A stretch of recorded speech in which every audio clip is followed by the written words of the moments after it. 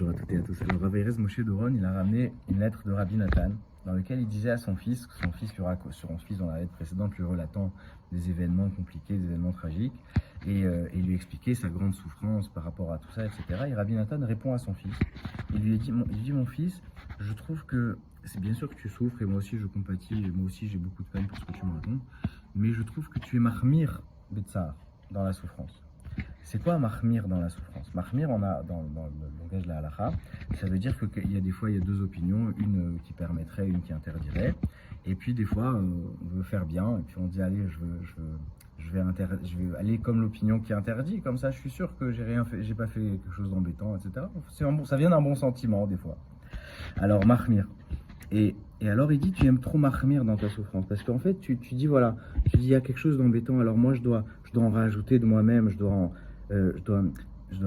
faire plus parce que j'ai de la compassion pour ce qui se passe, etc. Donc je m'enfonce dans la souffrance, etc.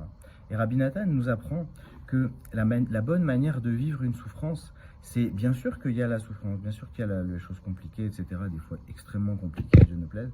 Seulement, la souffrance de base suffit. S'enfoncer, rajouter, donner de la résonance en nous à la souffrance, c'est une activité qui vient de nous et elle n'est pas positive. Cette activité, elle nous fige dans toute la tristesse, dans toute la zute de ce monde, etc.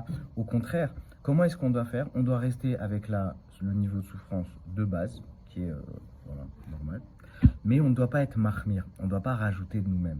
On doit dire, ok, il y a des choses, voilà, c'est très compliqué, c'est très embêtant, ça me fait de la peine, mais je passe pas ma vie à raisonner autour de ça, raisonner, donner de la résonance. Non, j'avance, je vais voir un petit peu de bien. Comme il a fait Rabbi Akiva, il était perdu une fois dans la mer, il y a eu une tempête, et on lui a dit, comment tu as survécu? Il dit, quand il y avait des grosses vagues, je plongeais dedans.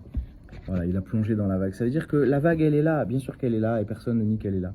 Seulement, on n'est pas mahmir. On ne veut pas dire, non, une vague, incroyable, la vague. Non. Ok, il y a une vague. Bon, allez, je plonge dedans. Et j'avance. La vie d'un juif ou d'une juive, c'est d'avancer, de grandir et de ne pas rajouter de soi-même dans la souffrance et au contraire abonder dans le sens du positif. Si déjà on met quelque chose de nous-mêmes, on le met dans le bien, on le met dans la joie, on le met dans voir un petit peu de bien quelque part, Bezrat Hashem, grâce à ça, on va attiser la miséricorde divine et tout va s'adoucir. Que Dieu vous bénisse.